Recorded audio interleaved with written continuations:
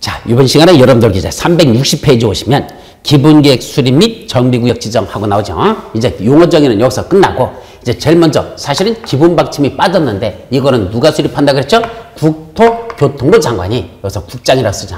이 국토교통부장이 뭐하기 위해서 수립한답니까? 앞으로 전국에서 시행되는 정비사업을 이렇게 하라. 국가정책 방향과 기본계획을 수립할 때는 이런 식으로 하는 기본계획 수립 방향을 제시하는 기본 방침을 국장이 수립합니다. 이거 10년마다 수립하고 이것도 5년마다 타당성 검토라는 걸 거쳐야 되는 5년마다 타당성 검토 이걸 거쳐야 되는 게 기본 방침입니다. 이게 먼저 수립된다. 그럼 기본 방침에서 앞으로 전국에서 기본계획은 이렇게 수립하라 그랬으니까 이제 기본계획을 수립해야 됐죠. 누가 수립합니까? 관할계 장들입니다. 관할계 장이 누구죠? 특별시장, 광역시장, 특별자치시장, 특별자치도지사, 시장 여기까지만 수립합니다. 누구는 수립하지 않는다? 군수는 수립권자가 아니라는 거. 그래서 군수를 제외한 나머지 관할계 장들, 특광, 특시 등도 시장. 이때 시장도 대도시장은 반드시 수립해야 되지만 대도시가 아닌 시장은 도지사가 수립하라면 해야 돼. 여기 과천시장은 경기도지사가 수립하라면 해야 돼. 그런데 수립하란 말이 없으면 수립하지 아니할 수 있다. 따라서 대도시장은 꼭 수립해야 되고 대도시가 아닌 시장은 수립하지 아니할 수 있는데 도의사가 수립하라면 수립해야 됩니다. 자, 이 자들은 그렇게 한다. 그래서 특광, 특시도도 시장은 수립하고 군수는 처음부터 수립하는 자가 아닙니다. 따라서 군은 기본계획을 수립하지 않으면 군에서도 정비사업은 시행될 수 있다는 걸 조심합니다. 즉 군에서는 기본계획을 수립하잖아요. 왜냐하면 군은 시골 지역이다 보니까 주로 이런 어디가 문제가 되는지 이런 정비사업이 시행될 예정구역이 어떠냐 이런 것들을 굳이 지정하지 않습니다. 근데 우리 군 중에서도 뭐였죠? 읍하고 면으로 나눠지잖아. 그 중에 무슨 읍하면 군에서 가장 번화가인 지역이죠. 그 읍에 가보십시오. 봉평 읍에 가보십시오. 뭐가 있다는 얘기야? 거기도 아파트가 있고 그 상가 건물들이 밀집됐습니다. 그런 지역은 재건축할 수도 있고 도시장역 정비사업이 시행될 수도 있죠. 따라서 군 지역은 기본계획은 수립하지 않지만 정비사업은 시행할 수 있다는 거. 그래서 군 지역은 기본계획이 수립되지 않는다겠지 정비사업도 시행되지 않는다면 틀려버린다. 왜냐하면 군 지역에 읍에 가보면 아파트 있으니까 재건축하면 되죠. 허름한 동네 있죠. 그때는 주거환경 개선사업, 재개발사업 이런 걸 시행하면 된다는 얘기입니다. 자, 그렇다면 이 기본계획에는 뭐가 드러난다? 장차 정비사업에 시행될 정비 예정구역의 계력적 범위들 어디가 장차 정비사업에 시행될 거냐 그런 것들이 드러나고 또 각각의 정비 예정구역별 정비계획 수립 시기 여기는 언제 정비 수립하고 이건 언제 수립하고 언제 수립하고 정비계획을 언제 수립하는지 그 시기 등이 어디에 들어있다? 기본계획에 들어갑니다. 이 기본계획도 몇 년마다 수립한다? 10년 단위로 수립하고 10년을 하나로 묶어서 수립한다냐? 10년마다 수립한다? 10년 단위로 수립한다. 사실은 같은 말이에요. 어떤 뜻을 갖죠? 10년마다 수립한다는 건 10년이 될 때마다 10년마다 이렇게 수립한다는 뜻이고 반면에 10년 단위로 수립한다는 건 10년을 하나로 묶어서 수립한다는 얘기죠. 이렇게 10년 묶어서 결국은 같은 뜻이야. 그래서 10년마다 수립해놓고 10년 수립해놓고 10년 수립 이게 10년마다고 이걸 하나로 묶어서 10년을 하나의 단위 10년을 하나의 단위 10년을 하나의 단위에서 그건 10년 단위로 수립한다 말인데 옛날에는 10년마다 수립하다는 걸 지금은 10년 단위란 말로 다 고쳤는데 최근에 기본 방침은 또 10년마다 해서 과거로 돌아갔어요. 지금은 마다 수립한다, 10년마다 수립한다 이런 말 안 쓰거든. 근데 최근에 개정되면서 또 10년마다라는 말을 다시 썼습니다. 이런 걸 보고 뭐란다? 복고풍이라고 합니다. 그래서 복고풍 바람이 불어가지고 단위란 말을 갖다 마다로 썼는데 이런 걸 보고 뭐란다? 복고풍이면서 동시에 놀고 자빠졌다 이런 말 합니다. 이건 마다가 아니라 단위란 말로 당연히 썼어야 되는데 수립 이걸 법을 만든 자가 옛날에 만들었던 용어로 그냥 써버렸어요. 그게 개정된 용어로 쓰지 않고 옛날 말로 새로 써가지고 저렇게 헷갈리게 만들어놨다. 결론은 같은 소리인데 헷갈리게 만들어놨다. 그렇게 하면 돼요. 이것도 10년 단위로 수립하고 5년마다 역시 뭔다? 타당성 검토를 거쳐야 된다는 거.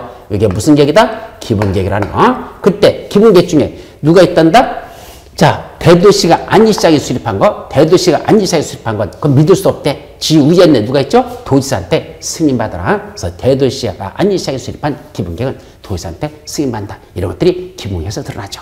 자, 그럼 기본계획 문제 있는 지역이 드러났죠. 이 중에 어디가 제일 급하다? 여기부터 뭐 정하자? 정비구를 정하자. 그럼 정비구를 정하려면 먼저 뭐였다? 정비계획을 먼저 수립합니다. 그래서 시장군수 구청장들이 정비계획 수립해서 위에는 시도시장에 정비구역 지정 신청이 들어간단다. 다만 대도시에서는 대도시장 자기가 직접 정비구역을 지정합니다. 그래서 원칙은 시도시가 정비구역을 지정하는데 대도시에서는 대도시장이 지가 직접 지정한다. 일단 여기까지만 일단 기억해 두도록 합니다. 그 다음에 맨 밑에 보면 재건축 사업에서 뭐였죠? 안전진단 여기죠. 지금 다른 사업에서는 안전진단이 없고 무슨 사업에서만? 재건축 사업에서만 안전진단이라는 게 있습니다. 이 안전진단이 뭐죠? 이 건축물 붕괴 우려가 있는지 여부에 대해서 확인해 보자는 얘기입니다. 그래서 안전진단 결과 붕괴 우려가 있다. 그럼 뭐 하는 거고? 재건축하자 이 소리고, 안전진단 결과 아직도 30년을 써도 까딱없다 이렇게 나오면 그때는 재건축하지 말자는 얘기입니다. 그래서 원칙적으로 요거 정비계획 수립 시기가 도래하면 시장운수들이 안전진단이라는 걸 실시합니다. 그래서 안전진단 결국 붕괴가 있다. 그럼 하자는 얘기야. 그래서 정비계획 수립 시기가 돌아오면 그때는 안전진단을 실시해야 된다. 그런 안전진단에 관한 내용들이 몇 가지가 쭉 나오겠죠? 그래서 그 정도만 일단 정리하고 넘어갑니다. 자, 다음 페이지 나오면 정비사업을 시행하자. 이제 뭐죠? 정비구역이 지정되고 정비사업을 시행하자. 그럼 누가 사업을 시행하지? 제일 먼저 사업시행자가 나온다 그랬는데 여기는 뭐부터 나오죠? 사업을 시행하는 방법에는 어떤 방법이 있더라? 이걸 먼저 살펴봅니다. 여기서는 이걸 먼저 봤죠. 그럼 몇 가지 사업마다 6가지 사업마다 사업 시행 방법이 다릅니다. 그래서 주거환경 개선 사업에는 몇 가지가 있다? 5가지가 있어요. 원래는 주택 재개발 사업은 몇 가지가 있고 2가지 방법이 있습니다. 주택 재건축 사업은 딱 1가지 방법이 있습니다. 도시환경 정비 사업도 2가지가 있습니다. 그 다음에 주거환경 관리 사업은 1가지만 있고 가로주택 정비 사업도 1가지 방식만 있습니다. 따라서 5가지, 2가지, 1가지, 2가지, 1가지, 1가지 이렇게 되어 있습니다. 그래서 주거환경 개선 사업은 5가지가 있다. 근데 원래 책에 보면 4가지만 나와요. 4가지만. 그럼 5번째는 뭐냐? 박스 바로 위에 써 있어. 요 1번부터 4번까지 시행되는 방법을 뭐였다? 혼용하는 방법. 그래서 1번과 2번, 2번과 3번, 3번과 4번, 1번과 3번, 1번과 4번 뭐 이런 식으로 1번부터 4번을 서로 짬뽕해서 하는 방식, 혼용 방식으로 시행되는 게 하나 더 있어서 주거환경 개선 사업은 우리 5가지로 번역하자. 그래서 달동네에서 시행되는 사업 시행 방법은 몇 가지가 있다? 무려 5가지. 주택 재개발 사업을 시행하는 몇 가지? 2가지. 주택 재건축 사업은 1가지만 있고 도시환경 정비 사업은 2가지가 있고 주거환경 관리 사업 1가지, 가로주택 정비 사업 1가지가 있습니다. 자, 이 중에서 주거환경 개선 사업에 보십시오. 첫 번째 누가? 시행자는 그랬습니다. 근데 아직 시행자가 누군지 살펴보지 않았잖아. 그래서 사업 시행자 좀 살펴보고 사업 시행 방법을 보는 게 훨씬 난데, 그래서 사업 시행 방법을 먼저 보지 않는 이유는 시행자 먼저 살펴보고 시행자가 실시계획 작성해서 인가받고 나서 그 다음에 사업 시행하는 방법은 뭐가 있느냐 이렇게 논리적으로 따지는 게 훨씬 더 시행자에 대한 게 아직 배우지도 않았는데 여기 시행자는 하고 나오잖아. 그러니까 이게 좀 문제가 있는 거죠. 그래서 이렇게 하면 어쨌든 주거환경 개선 사업, 달동네 사업을 시행하는 시행자가 있을 건데 그 시행자는 뭐만 만들어주는데 정비기반시설을 새로 설치하거나 확대하고, 무슨 말입니까? 이 달동네 정비기반시설 도로나 상하수도 개판이라 그랬잖아. 그럼 이 달동네에는 도로나 상하수도를 새로 만들어준다 또는 기존에 있던 걸 더 늘려준다. 네, 정비기반시설 새로 설치하거나 확대하고, 그 안에는 이 토지 등 소유자들은 뭔다?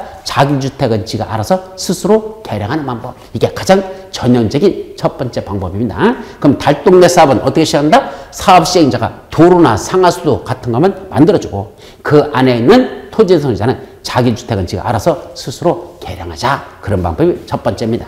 자, 두 번째는 정비구역의 전부 또는 일부를 수용하여 주택을 건설한 후 토지 등 소유자에게 우선 공급한다. 무슨 말이죠? 달동네를 갖다가 수용하겠다, 보상비 주고 사드리겠다는 얘기입니다. 전부를 할 수도 있고 일부만 할 수도 있습니다. 그걸 수용하라 버렸죠. 그럼 사업시행자 지가 수용했으니까 자기게 됐잖아. 개발해요. 그래서 거기다 먼저 주택을 줘. 그래놓고 수용당했던 사람들 있죠. 그분들에게 우선권을 주는 겁니다. 아니면 일부만 했으면 나머지 지역에 있는 사람들을 우선권을 줘서 그 사람들이 먼저 들어오도록 그렇게 해주는 거. 그런 방법도 두 번째 있다. 수용 방법으로 하는 겠죠. 자, 세 번째는 인가받은, 세 번째는 뭐란데? 환지로 공급하는 방법 그랬죠. 우리 환지라는 게 뭐라죠? 새로운 땅으로 만들어주는 거. 따라서 기존에 있던 이 달동네를 싹 까먹여서 대지를 주상합니다. 그 대지 주상된 새로운 땅으로 바꿔주는 거. 그래서 종전에 있던 사람들에게 싹 까먹여진 대지 만들어진 땅을 새로 주고 건물은 네가 알아서 사라. 건축물까지 지어주는 건 아니고 원칙이 땅만 만들어주는 거, 대지만 조사해주는 거, 거기까지만 하겠다. 그것이 세 번째 방법이고, 네 번째는 그게 아니고 인가받은 관리처분계획에 따라, 우리 관리처분계획이라는 게 어디 있었죠? 이거잖아. 인가받은 관리처분계획에 따라 뭘 만들어주는데? 주택 및 부대복리시설 만들어주는데, 그럼 주택도 짓고 안에 부대시설, 복리시설, 아까 부대시설의 대표적인 거 주택에 딸린 시설로서 뭐 있었죠? 담장이라든지 또는 주차장이라든지 또는 그 안에 있는 관리사무소라든지 또는 주택단지 안에 있는 도로라든지 이렇게 부대시설, 복리시설, 상가 건물 같은 거 또는 거기 꼭 있어야 되는 것들, 그들 있으면 편리한 것들, 놀이터라든지 또는 어린이 노는 놀이터라든지 또는 거기 주민 운동시설이라든지 또는 경로당이라든지 또는 애들이 다녀야 되는 그런 유치원 같은 거, 그런 것들을 만들어준 건 복리시설.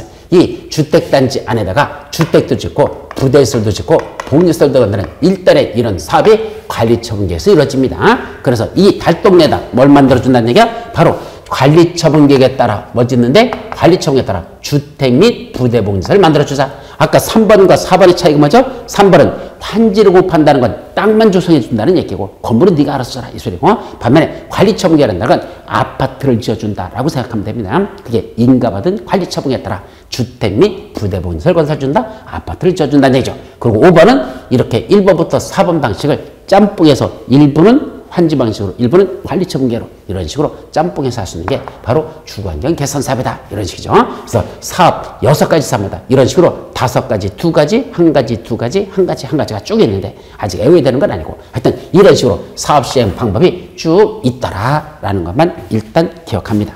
비업 폐지. 그럼 정비사업은 누가 시행할래? 사업 시행자가 나오죠. 원래 사업 시행자에서 제일 중요한 건 조합인데 이 6가지 사업마다 또 사업 시행자가 또 다 달라요. 그러니까 이 6가지 사업마다 사업 시행자를 또 구분해야 된다는 거. 그래서 몇 가지 사업마다 여기 6가지. 첫째, 주거환경 개선 사업에서 사업 시행자, 주택 재개발 사업에서 사업 시행자, 주택 재건축 사업에서의 사업 시행자, 도시환경 정비 사업에서의 사업 시행자, 그다음에 주거환경 관리 사업의 사업 시행자, 가로주택 정비 사업의 사업 시행자 이렇게 나눠주죠. 그러면 사업 시행자 대원칙이 뭐더냐? 이것도 되게 복잡해요. 사업 시행자 외우려면 되게 복잡해. 근데 복잡하게 하지 말고 먼저 큰 흐름을 먼저 잡아야 됩니다. 어떻게 잡는다? 자, 달동네부터 6가지 사업이 있는데 이거 누가 사업을 시행하면 제일 좋을까? 자, 결론부터 얘기하죠. 여기 지금 자 누구 땅입니까? 이분들의 토지 또는 건축물이 존재하고 있죠. 여기 살고 있는 분들의 토지 건축물입니다. 이걸 철거하고 부시고 새로 짓겠다 이 얘기잖아. 그럼 누가 사업을 시행하면 제일 좋을까? 누구 거야? 지들 거잖아. 부시고 새로 지면 누가 질 거야? 지들이 가질 거잖아. 그럼 누가 하자는 얘기야? 니들이 하라. 이게 핵심이에요. 니들 거니까 니들 거 부시고 니들이 새로 가자라는 얘기입니다. 그러니까 니들이 하는 게 맞다는 얘기입니다. 대원칙은 니들 거니까 니들이 하라. 맞잖아요. 그런데 니들이 하는 게 누구죠? 아까 토지 등 소유자거든. 그럼 토지 등 소유자 니들이 하라? 토지 건축물 또는 토지 소유자, 건축물 소유자 또는 지상권자들 이런 자들, 그런 자들이 하라는 얘기입니다. 그런데 그 자들이 다 할까? 아닙니다. 토지 등 소유자가 원칙적으로는 이 안에서 자기들 거니까 니들이 와서 하라. 사업 시행자가 되는 거지만 그 자들이 너무 많다 보니까 토지 등 소유자가 몇 명이나 있어? 어떤 데는 아파트 1000세대만 있어도 1000명이나 있잖아. 그럼 1000명이 모여서 한다? 너무 많아요. 사궁이 많으면 배가 어디 간다? 산으로 간다 그랬잖아. 그러니까 사궁이 많으니까 못하니까 그때는 뭐 하자는 얘기야? 그래? 그러면 니들끼리 모여서 뭘 구성하라? 조합을 설립하래요. 이 아파트 단지 조합 설립하래. 여기 있는 사람들 조합 설립하래. 이렇게 원칙적으로 조합을 설립해서 이 소리입니다. 따라서 정비사업은 원칙적으로 누가 한다? 조합을 설립해서 하는 게 대원칙이다. 이렇게 정리합니다. 정비사업의 시행자는 누구다? 니들 거니까 니들이 모여서 니들끼리 하라. 니들이 모여서 하라. 조합을 설립해서 니들이 하라. 이 소리입니다. 그런데 돈을 처발려는 사업이 있어요. 몇 가지 있겠죠? 2가지. 첫째, 요거 주거환경 개선사업. 두 번째, 주거환경 관리사업. 요거는요. 자, 아까 주거환경 개선사업을 시행하는 이 지역에는 정비기반시설, 도로나 상하수도가 뭐랬죠? 완전 개판이라 그랬죠. 그래서 도로나 상하수도를 새로 만들어줘야 된다 그랬어. 반면에 여기 주거환경 관리사업은 정비기반시설만 만들어주는 게 아니라 아까 공동이용시설의 확충을 통하여 그래서 공동이용시설도 설치해주게 되어 있습니다. 그러다 보니까 주거환경 개선사업과 주거환경 관리사업은 사업 시행자가 하는 역할이 주로 무슨 역할이다? 도로 만들어주고 상하수도 만들어주고 또 공동이용시설, 마을회관이라든지 공동작업장 이런 거 만들어주는 역할만 하거든. 그러니까 그거 만들어주는 건 흑자사업이야? 적자사업이야? 수익성이 없어요. 저런 기반시설만 만들어주니까. 따라서 그런 적자사업을 하는 사업 시행자는 조합 설립해서 하면 될까? 안 됩니다. 그 조합 중간에 파산해버립니다. 그런 거 만들다 돈 다 들어가고 돈 없으니까 파산한다는 얘기입니다. 따라서 그런 건 누구만 한다? 공공사업 시행자만 하는 게 원칙이다. 무슨 사업? 주거환경 개선사업과 주거환경 관리사업은 원칙적으로 누가 한다? 이건 아무나 하지 말고 공공사업 시행자만 하라는 얘기입니다. 그럼 공공사업 시행자가 누구일까? 원래 시장군수, 주택공사 등입니다. 그래서 시장군수나 주택공사 등. 그래서 쓸까요? 시장군수. 아까 여기서 시장군수는 누굴 말한다 그랬죠? 아까 여기 썼잖아. 시장군수는 누굴 말한다? 특시, 특도, 시장군수청장. 바로 이자들, 행정청인 이자들이 직접 하거나 행정청이죠. 아니면 주택공사 등. 아까 주택공사 등이라는 게 누구라 그랬죠? 한국토지택공사와 지방공사. 이것도 공공사업 시행자나 얘들. 자, 얘들이 하라는 거죠. 근데 이번에 하나가 더 만들어졌어요. 공동출자법인이라는 게 하나 더 만들어졌습니다. 이때 공동출자법인이 누구더냐? 국가나 지방자치단체나 주택공사 등이나 공공기관에서 100분의 50 이상을 출자했대. 국가나 지방자치단체나 주택공사 등이나 또는 공공기관에서 100분의 50을 초과하여 출자한 공동출자법인. 그럼 공공사업시행자들이 반을 넘어서 출자했다는 얘기입니다. 그럼 그것도 공기업적 성격을 갖는 거죠. 그것도 공공사업시행자 성격이죠. 그런 공동출자법인 이자들이 원칙적인 사업시행자입니다. 따라서 여기는 아직 그렇게 쓰지 않았는데 363페이지에 주거환경 개선사업의 시행자였죠. 그건 옛날 내용이에요. 개정됐어요. 어떻게 개정됐다? 시장 원칙은 시장수 지가 직접 하거나 또는 주택공사 등이나 공동출자법인을 지정해서 이자들 보고 사업을 시행하게 할 수 있습니다. 그래서 원칙은 시장군수가 해야 되는데 주택공사나 공동출자법에서 얘들 보고 한단다. 아니면 예외적으로 시장군수가 누구 지정하더냐? 이 시장군수가 지정해요. 누구 지정하는데 여기 주택공사 등하고 공동출자법인하고 누구랑 같이 해도 된다? 건설업자 또는 등록사업자들이 있어. 그래서 건설산업기본법에는 건설업자들. 예를 들면 현대건설, 대림건설, GS건설 그런 건설은 또 주택법에 보면 일정한 주택을 건설하나 대지를 주소하는 자들, 그 자들을 등록사업자로서 등록해야 되는데 그런 주택법에 나는 등록사업자, 건설산업기본법에 나는 건설업자들, 이 자들하고 얘들이 공동으로 시행할 수 있도록 공동시행자야 공동으로 시행할 수 있도록 이렇게 지정해서 할 수도 있단다. 그래서 원칙은 시장군수가 직접 하거나 주택공사 등이나 공동출자법인을 지정해서 할 수도 있고 시장군수가 누굴 지정한다? 주택공사 등이나 공동출자법인하고 누가하고 건설업자나 등록사업자고 공동으로 시행할 수 있도록 이자들을 공동시행자로 지정해서 이자들이 할 수 있는 사업. 이게 주거환경 개선사업이라는 거. 이게 대단히 복잡해졌어요. 그래서 좀 전보다 훨씬 더 까다롭게 해야 됩니다. 어렵죠? 자, 다시 한번 주거환경 개선사업 누가 시행한다? 달동네 시장군수가 직접 지가 어차피 적자사업이니까 지가 직접 하거나 아니면 공공사업시행자인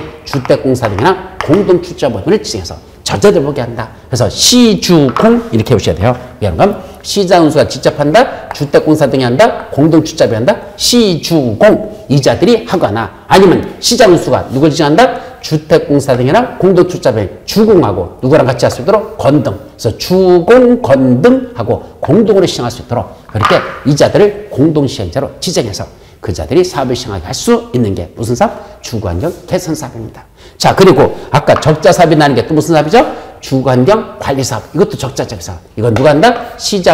시장군수하고 주택공사 등만 여기는 나옵니다. 아직 공동출자법인은 여기 들어가지 않았어요. 시장군수하고 주택공사 등하고 그래서 시주 이자들만 시행하는 것 주거환경 관리사업.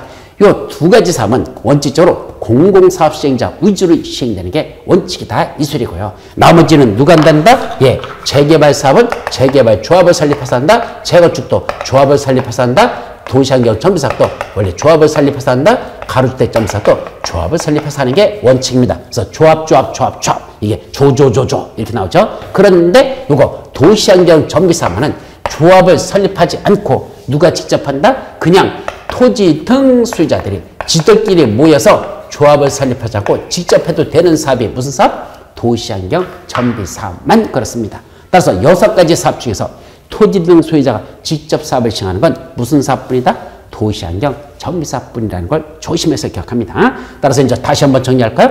자, 사업 시행자, 정비사업 누가 한다? 자, 무슨 사업하고 무슨 사업만? 주거환경 개선사업과 주거환경 관리사업은 이건 적자사업들이다. 사업 시행자들은 뭐만 한다? 전비기반시설을 새로 설치하거나 확대하고 이 안에는 주거환경관리사업은 전비기반시설 공동시설을 새로 설치하거나 확대해 줍니다. 그러다 보니까 얘들은 적자 사업이기 때문에 이건 조합을 설립할 수가 없고 시장 운수 등을 중심으로 해서 사업이 시행된다. 반면에 나머지 사업은 누가 한다? 조합을 설립해서 하는데 다만 도시환경 정비사업만은 조합을 설립해도 좋고 아니면 그냥 토지 등 소유자가 모여서 자기들끼리 직접 해도 좋다. 아까 도시환경 정비 사업이 무슨 사업이죠? 바로 상업적이나 공업적에서 시행된다 했죠? 그럼 상가 빌딩 주인들끼리 몇이 모여서 지들끼리 해도 좋고 아니면 공장 주인들 몇 명이 모여서 지들이 직접 해도 좋다 이 말이야.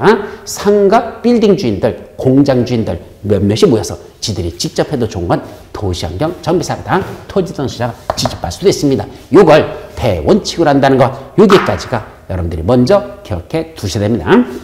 그래서 이게 내용들이 참 복잡하니까 그냥 간단히 정리하자. 주거환경 개선사업, 주거환경 관리사업, 적자사업이다. 누가 한다? 시장 운수를 중심으로 한 공공사업 시장자 위주로 한단다. 반면에 나머지 사업은 다 누가 한다? 조합을 설립해서 알아. 왜? 니들 땅이니까 니들이 모여서 개발해서 니들이 가져라. 그게 맞다. 그런데 도시환경 정비사업은 그 빌딩 주인들 또는 상가 주인들이 모여서 직접 토지 소유자가 직접 해도 좋다. 이렇게만 여러분들이 기억해 두는 게 사업시행자입니다. 거기까지 참 복잡하죠. 자, 그 다음에 364페이지니까 뭐죠? 조합설립 추진위원회라는 게 구성됩니다. 그럼 먼저 지금부터 뭘 보자는 얘기야? 이거 조합이 네 가지 있잖아. 재개발조합, 재건축조합, 도시환경 정비사업조합, 가로주택 정비사업조합. 그래서 조합이 넷이나 있습니다. 그럼 이때 조합을 설립하려면 먼저 뭘 구성한다? 조합 설립하기 위한 조합설립 추진위원회라는 걸 먼저 구성하고 이 조합설립 추진위원회가 무슨 활동을 한다? 조합을 설립하기 위한 추진활동을 한다 이 얘기입니다. 그래서 조합을 설립하려면 먼저 조합설립 추진회를 먼저 구성해야 된다. 그래서 조합설립 추진회를 구성하는 건 어떻게 한다? 일단 정비구역에 지정고시 된 이후에 정비구역에 지정고시 됐죠. 그 다음에 토지 등 소유자 과반수의 동의를 받아야 됩니다. 이 안에는 토지 등 소유자의 과반수의 동의를 받아서 그 다음에 한다? 조합설립 이제 가서 시장운수사에게 승인을 받고 이제 그 다음에 조합설립 추진으로 들어가자 이거죠. 그럼 조합을 설립하려면 뭐가 되죠? 조합설립 인가를 받아야 됩니다. 조합을 설립하려면 뭐다? 조합설립 인가를 받아야 됩니다. 그럼 조합설립 인가 받으려면 무슨 요건이 있다? 조합설립 인가 받기 위한 동의 요건이 있습니다.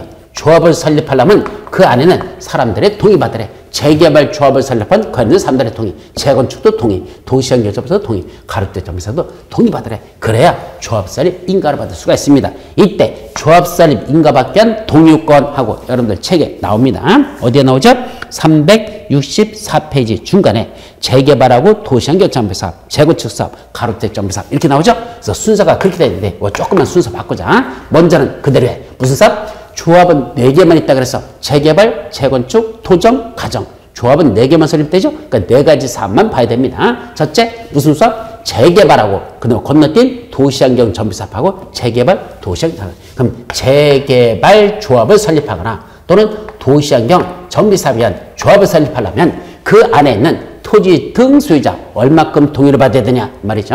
얼마큼이니까 그는 토지 등 소유자 4분의 3 이상의 동의 플러스 토지 면적은 2분의 1 이상의 토지 소유자의 동의를 받으랍니다. 그래서 토지 등 소유자 4분의 3 이상의 토지 등 소유자의 동의와 토지 면적 2분의 1 이상의 토지 소유자의 동의를 받을 것. 이게 첫째고요. 무슨 사업에서는 순서를 바꾸자. 거기 책에서는 이거 맨 밑에 거 가로주택 정비사업조합을 먼저 씁니다. 이때 가로주택 정비사업조합을 설립하려면 그때는 가로구역 안에서 시행된다 그죠? 그때는 토지 등 소유자 무려 10분의 9가 아니라 10분의 8 이상의 동의입니다. 그래서 토지 등 소유자 10분의 8 이상의 토지 등 소유자의 동의와 토지 면적 3분의 2 이상의 동의를 받아야 된다. 이런 동의 효과죠.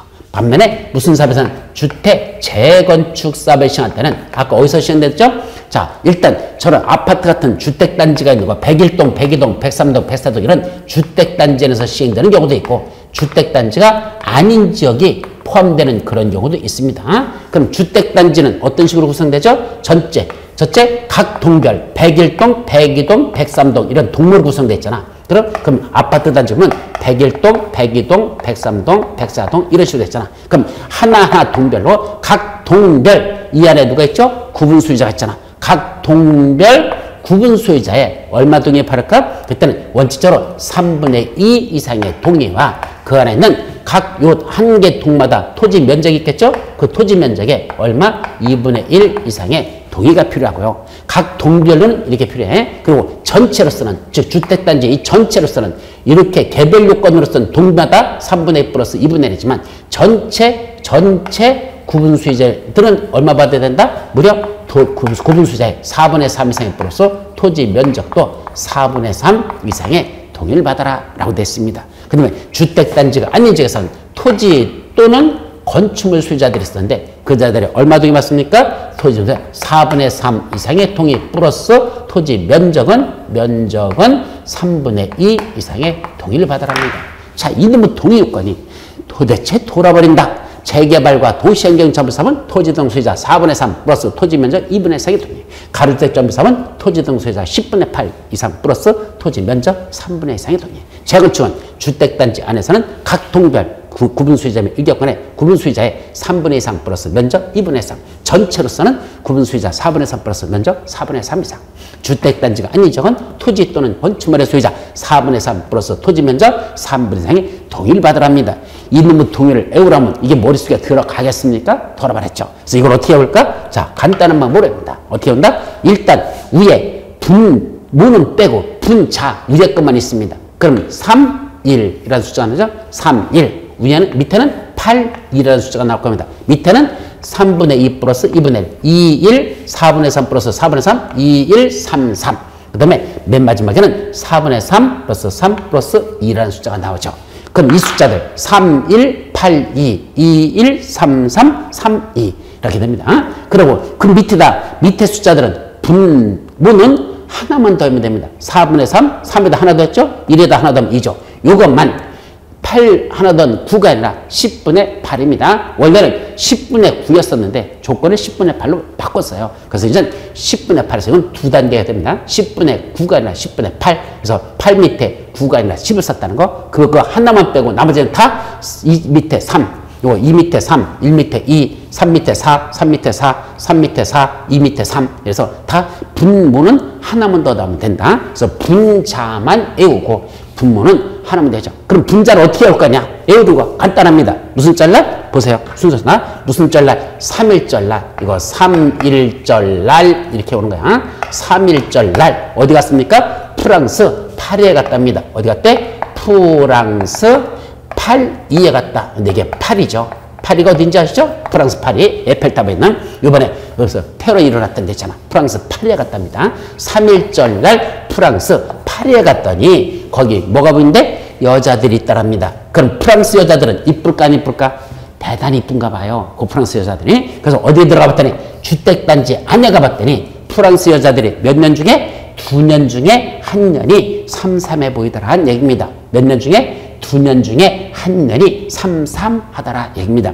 그러면 무려 확률적으로 50%가 이쁜 거죠. 2년 중에 1년이 삼삼하니까 꽤나 이쁜 거라 이 소리입니다. 그런데 주택단지가 아닌 지역, 그 주택단지가 아닌 밖으로 나가보니까 거기는 몇 년 중에? 3년 중에 2년이나 이쁘더라 이겁니다. 그럼 주택단지 안에서는 2년 중에 1년만 삼삼했는데 주택단지가 아닌 지역은 3년 중에 2년이나 그렇다라 또는 이쁘다라 이렇게 넘어갑니다. 여기는 3, 4배라는 숫자가 없어요. 그럼 3년 중에 2년이 그렇다 이렇게 정의하죠. 그러면 주택단지 안에서는 2년 중에 1년이니까 확률 50%로 이쁜 겁니다. 3, 4 맞죠? 근데 주택단지가 아닌 적은 3년 중에 2년이니까 무려 66%입니다. 3분의 2잖아. 3년 중에 2년이니까 3분의 2죠. 그럼 왜 주택단지 안에는 50%고 주택단지 아닌 적은 확률이 66%가 이쁠까? 이유는 주택단지가 아닌 적이 더 이쁘다 이 소리잖아. 이유는 바로 화장빨 차이에 있습니다. 화장빨. 어디가 더 화장을 많이 하죠? 주택단지 안에서 화장을 합니까? 주택단지가 아닌 적으로 나갈 때 합니까? 당연히 나갈 때 하죠. 주택단지 안에서는 잠자고 있나가지고 음식물 쓰레기 그냥 슬리퍼 찍찍 끌고 추리 입고 그냥 나가서 버리고 들어오지 누가 화장하고 쓰레기 버리러 나갑니까? 그러다 보니까 2년 중에 1년밖에 삼삼하지 않습니다. 근데 주택단지가 아니죠. 밖으로 나갈 때는 전부 다 화장하고 또 옷도 이쁘게 입고 나가다 보니까 전부 다 그때는 무려 3년 중에 2년이나 그렇다는 얘기죠. 요 차이는 화장빨 차이였다는 거. 2년 중에 1년이 삼삼하냐? 3년 중에 2년이나 그러냐? 이거는 화장빨 차이였다는 거. 그래서 어떻게 온다? 다시 한번 3일절날 프랑스 파리에 갔더니 주택단지 안에서는 2년 중에 1년이 삼삼했는데 주택단지가 아닌 지역에서는 3년 중에 2년이나 이쁘더라. 이렇게 숫자를 외우는 방법. 예, 이것도 하나의 방법입니다. 이건 제가 맨날 욕이나 한다고 해서 연찬다고 기분 나빠하지 마십시오. 이거는 몇 년 전에 평택에서 강의하는데 50대 중반 넘으신 아주머니께서 알려주신 거야. 이렇게 제가 지나가는데 자기들끼리 막 깔깔거리고 웃고서 뭘 얘기를 해. 그래서 뭐냐고 물었더니 교수님 들어보세요 하고 이걸 얘기한 거야. 근데 처음에 들을 때는 하도 또 욕이 나오잖아. 또 2년 중에 1년이 삼삼하고 뭐 3년 중에 2년 뭐 욕이 나오길래 뭐 하도 또 교수님 우리 욕 잘하는 교수님이 또 욕한다고 뭐라 할까 봐서 에이씨 그냥 넘어갔어. 문제는 그 다음날 아침에 자고 일어났는데 어제 말한 이게 생각이 나는 거야. 뭐 2년 중에 1년이 삼삼했다는 둥 이게 머릿속에 떠오르는 거야. 아 이것도 외워지는구나. 그래서 그다음부터는 저도 그분한테 양해를 구해서 그다음부터 저도 써먹고 있습니다. 그래서 이런 식으로 외우는 방법도 있다. 거기까지만 여러분들이 정리하죠. 자 이제 그 옆에 뭐가 나오죠? 이제 조합의 법인격도 맨 밑에 나오고 옆에 조합원의 구성도 나오는데 아직 그런 세부적인 사항은 아직 외우지 않습니다. 자, 그 밑에 시공자 선정이 나오죠? 이 시공자 선정은 원래 어디서 나오느냐? 여기에요. 사업시행에 의한 조치를 해야 될 거냐? 이 조치로서 뭐 한다? 당연히 시공자도 선정해야 되겠죠. 이때 시공자라는 건 누굴 말하죠? 건설공사를 행하는 자. 종자했던 아파트 철거하고 새로 짓는 자. 이자가 시공자예요. 기존 아파트 철거하고 새로 짓는 자. 그럼 시공자 선정. 이게 비리의 온상이죠. 비리 온상. 다시 말하면 건설업자들이 이 시공자 선정되기 위해서 별의별 노임을 다 하죠. 그래서 로비하느라고 뭐 돈 몇 억씩 따들고 가지고 나를 시공자로 선정하게 해달라고 그 로비를 합니다. 거기서 이제 문제가 생기는 겁니다. 근데 이 시공자 선정관에서 아주 재미있는 게 있어요. 어떻게 했죠? 요거 주민대표회의. 아까 조합을 설립하지 않고 주민들이 모여서 지들끼리 뭔다? 주민대표를 구성하고 사업은 누구 보고 시행하게 한다? 시장운수나 주택공사 등 아까 시장운수나 주택공사 등을 사업 시행하게 하겠대. 누가 하지 않고? 여기잖아. 원래 여기 조합을 설립한다고 그랬잖아. 근데 토지운수나 조합이 지들이 안 하겠대. 그럼 무슨 사업이야? 재개발, 재건축, 도정, 가정 이 4가지 사업에서 자기들이 사업을 시행하는 게 아니고 조합을 설립하거나 지들이 하는 게 아니고 주민대표가 하도록 그렇게 하겠다 이 소리입니다. 그럼 주민대표는 무슨 권을 갖는지 했죠? 시공자 추천권을 가져요. 그럼 사업시행자는 누구고? 시장운수나 주택공사 등이 사업을 시행하게 하고 자기들은 시공자만 시장운수나 주택공사 등에게 추천해 준다는 얘기입니다. 그럼 추천받은 자를 시장운수나 주택공사 등은 시공자로 선정하여야 한다라고 되어 있어요. 그럼 어떤 문제가 터지죠? 자, 어디에서? 원래 주민대표가 구성된 지역에서 시공자 추천권을 가지니까 시공자를 누구한테 추천해 준 거야? 시장운수나 주택공사 등이 사업시행자에 추천해 준 거야. 그래서 시장운수나 주택공사 등이 사업시행자인데 이 시행자들한테 누가 추천해 준다? 주민대표가 시공자를 추천해 준다는 얘기죠. 그럼 시공자 선정되고자 하는 건설업자들은 누굴 찾아간다? 당연히 여기 주민대표의 위원장을 찾아가겠죠. 그래서 주민대표의 위원장한테 저를 시공자로 추천해 주세요. 그러면 그 은혜는 죽을 때까지 잊지 않겠습니다.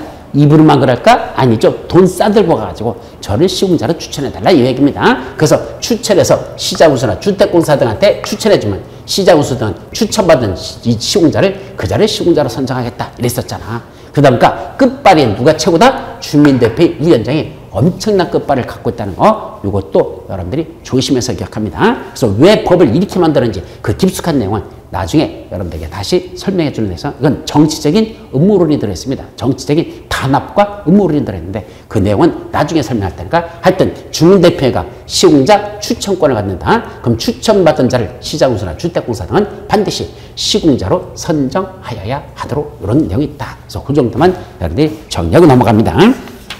자 이제 넘어가셔서 366페이지 하죠. 거기 뭐가 나오죠? 이제 사업시행자가 정해지면 이 시행자가 할 일 사업을 시행한 계획서, 사업시행 계획서를 작성해서 뭐가 들어간다? 사업시행 인가가 들어간다 그랬습니다. 거기 인가받기 위한 뭐가 나오죠? 내용들이 쭉 나옵니다. 그래서 사업시행에 있어서 사업시행 인가받고 그 다음에 임시수용시설 설치가 나오는데 이건 사실은 인가에서 나오는 게 아니라 요게요. 사업시행위한 조치로서 아까 시공자 선정했죠? 그 다음에 임시수용시설도 설치해 줘야 되는 경우가 있습니다. 이때 임시수용시설이라는 게 뭘까? 아까 가난한 동네 어디에 썼죠? 여기 달동네 주거환경 개선 사업을 시행하는 이 동네하고 주택 재개발 사업을 시행하는 이 지역에서 사업이 시행되게 되면 이 안에 누가 있을까? 철거되는 주택의 소유자 또는 세입자로서 실제 거주하고 계시는 분들 이 주거환경 개선사업, 재개발 사업을 시행하는 이 지역에 누가 있다?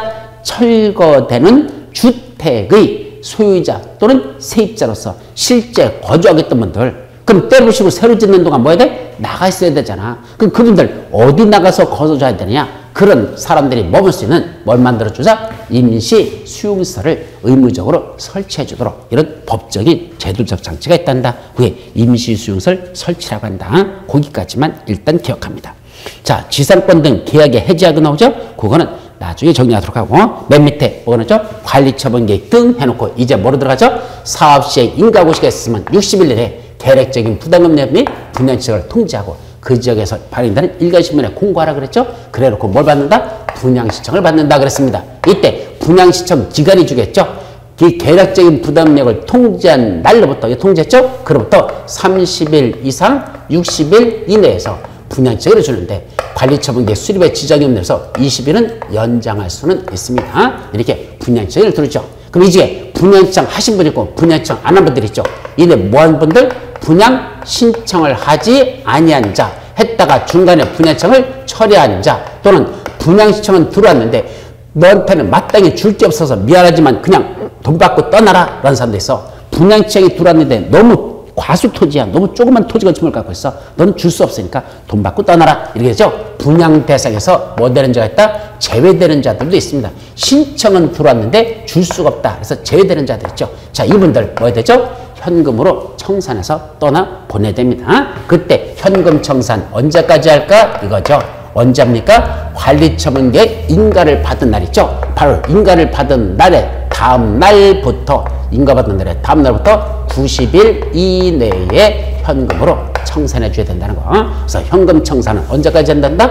관리처분계획 인가를 받은 날에 다음 날로부터 90일 이내에 현금으로 청산해서 떠나 보냅니다. 자, 그러면 누구만 남았어, 이제? 이 안에는 분양신청 하신 분들만 남겠죠? 자, 그분들에게 어떤 식으로 만들어줄 건지 뭘 수립한다? 관리처분계획을 수립한단다. 그래서 그 다음에 관리처분계획 수립하는 게 쭉 나오는 겁니다. 거기 보시니까 맨 밑에 367페이지 밑에 관리처분계획 들어갈 내용들 나오죠? 분양 설계. 종전의 토지 건축물 내내 새로 짓는 거 어떻게 만들어줄 건지 분양 설계도 들어가야 되고, 또 분양 대상자의 주소 및 성명도 들어가야 되고, 또 분양 대상자별 분양 예정인 대지 건축물의 추산에, 무슨 말이죠? 새로 만들어 준다면 요거 새로 져주는 이게 얼마짜리냐 이런 거, 분양 예정인 대지 건축물에 아직 추산액이야 확정된 금액은 아니고, 이거 나중에 또 이게 변경되거든요. 금액이 보통 올라가는 게 더 많아요. 그러니까 처음에는 추산액을 관리처분에다 명시하라는 얘기입니다. 그 다음에 종전의 토지 건축물에 뭐도 되죠? 명세 및 요거 얼마짜리냐, 언제를 기준한 사업 시행 인가의 고시가 기준으로 한 요게 얼마짜리인지 그 가격이, 종전의 토지 건축물 가격이 어디에 표시된다? 관리처분계획에 그런 것들이 명시돼야 된다 등등 이런 내용들이 나오죠. 그 다음 페이지 관리처분계획을 작성할 때 고려할 요소들, 종전의 토지에 뭘 거랍니까? 면적, 이용상황, 환경, 면적, 이용상황, 환경, 그 밖의 사항을 고려한다. 그래서 여기는 면적, 이용상황, 환경, 줄여서 면이환이라는 이 세 가지는 반드시 고려하고 그 밖의 사항도 고려합니다. 면적, 이용상황, 환경을 고려해서 이 사람한테는 이거 준다, 이 사람한테는 이거 주겠다, 이 사람은 이거 주겠다, 이렇게 하죠. 근데 통상은 아파트 단지 같은 데는요, 조건이 비슷하잖아. 그러니까 뭐죠? 조건이 비슷한 사람끼리 묶어서 뺑뺑이 돌려버립니다. 그래서 추첨을 해버리죠. 그래서 당첨돼서 몇 동 몇 호, 몇 호, 몇 호. 보통은 추첨으로 줘요. 왜? 일일이 하나씩 조정해 주셔서 너는 몇 동 몇 호, 너는 몇 호 이렇게 정해주면 기분 나빠해. 그러니까 그냥 뽑아가지고 당첨돼서 복골복으로 가자. 그런 식으로 통상은 추첨하지만 원칙은 면적, 이용상황, 환경이라는 요소와 그 밖의 사항을 고려해서 저렇게 수립하다. 관리처분계획 작성하는 건 그렇게 하자는 얘기입니다.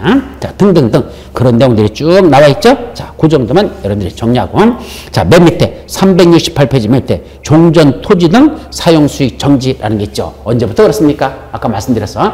관리처분계획 인가고시가 있으면 종전의 토지 건축물은 더 이상 사용 수익할 수 없다. 이게 원칙입니다. 다만 아직 보상여비가, 수용과 관련해서 보상여비가 완료되지 않았거나 등등 일정한 사유 있으면 아직은 더 살아도 되지만 원칙적으로는 관리처분계획 인가고시 있으면 종전의 토지 건축물은 더 이상 사용수익할 수 없습니다.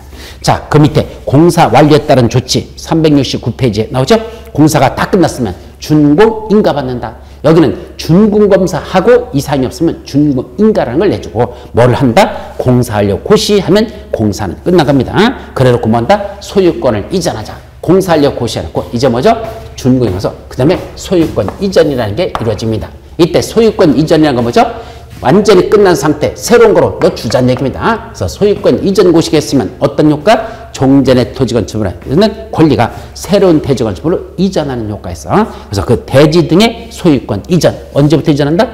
소유권 이전 고시가 있은 날에 다음 날, 3번에 나오죠? 소유권 취득식이 소유권 이전 고시가 있은 날에 다음 날에 그 대지 또는 건축물에 대한 소유권을 취득한다. 이때 소유권 이전 고시란 말을 빼버리고 그냥 간단히 뭐서 고시가 있은 날에 다음 날에 했는데 이 고시는 소유권 이전 고시를 말하는 겁니다.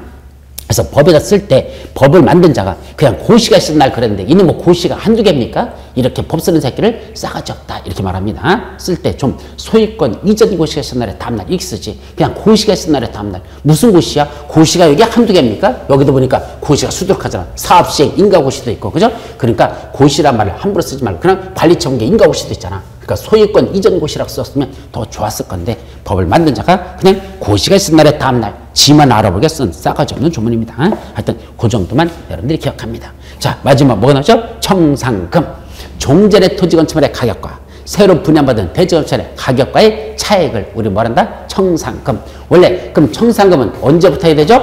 소유권 이전 고시가 있은 다음 날 확정됐을까? 그때 청산금 징수할 걸 징수하고 지급할 건 원래 그때부터 지급합니다. 원래는 언제부터 한다? 소유권 이전 고시의 다음 날부터 징수하고 지급하죠. 그런데 26개 때 시험문제 난 건 그게 난 게 아니고 이 징수 지급을 뭐죠? 분할 징수, 분할 지급할 수 있습니다. 분할 징수, 분할 지급은 소유권 이전 고시를 다음 날부터 합니까? 아니에요. 언제부터죠? 관리처분계 인가 후. 여기 관리처분계 인가 있었죠? 인가 후 소유권 이전 고시일까지 요 사이에 관리처분계 인가 후 소유권 이전 고시일 요 사이에서 그때 뭐 할 수 있다? 분할 징수, 분할 지급했다는 요게 26개 시험 문제에 대한 건 이게 났었습니다. 출제 가능성이 있다고 찍었었는데 왜 시험 문제 났죠? 관리청계 인가받은 날부터 인가받았죠? 그 이후부터 언제까지 소유권 이전 고시가 있는 날 요 사이에서 요때 분할 징수 분할한다는 건 이렇게 액수가 너무 크니까 쪼개서 주겠다 쪼개서 받겠다 이런 얘기죠. 여기서 이렇게 지급하거나 또는 요때 이렇게 받겠다 이렇게 분할 징수 분할 지급은 어느 사이에서 한다? 관리청계 인가 후 소유권 이전 고시일 사이에서 분할 징수 분할 지급할 수 있도록 돼 있다. 자, 거기까지가 내 거고 이 청산금의 소멸시효는 몇 년이랍니까? 다음 페이지 맨 위 마지막에 나오죠? 청산금의 소멸시효. 자, 징수할 걸 징수 안 하고 5년이 지났다. 받을 걸 안 받고 5년이 지났다. 소멸시효가 완성됩니다. 자, 그러면 5년이 지나면 더 이상 청구할 수도 없고 받을 수도 없도록 돼 있다. 이게 소멸시효죠. 자, 여기까지가 무슨 법? 우리 정비법에 관한 전반적인 내용에서 중요한 것들 우리 책에 있는 거 위주로 요 정도만 살펴봤습니다. 아셨죠? 자, 다음 주에는 뭐들 하죠? 건축법에 관한 내용들. 그 다음 주에 이제 주택법하고 농지법 하면 우리 기초 강의가 다 끝납니다. 그래서 다음 주에는 다시 정비법에 관해서 수업 들어가기 전에 한번 쭉 들어보신 거 정리하시고 다시 다음 주에 한 번 더 1시간에 또 쫙 정리한 다음에 건축법에 들어갈 거니까 한번 여러분들이 꼭 정리하도록 합니다. 자, 오늘은 여기서 마치도록 하죠. 자, 여러분 수고하셨습니다.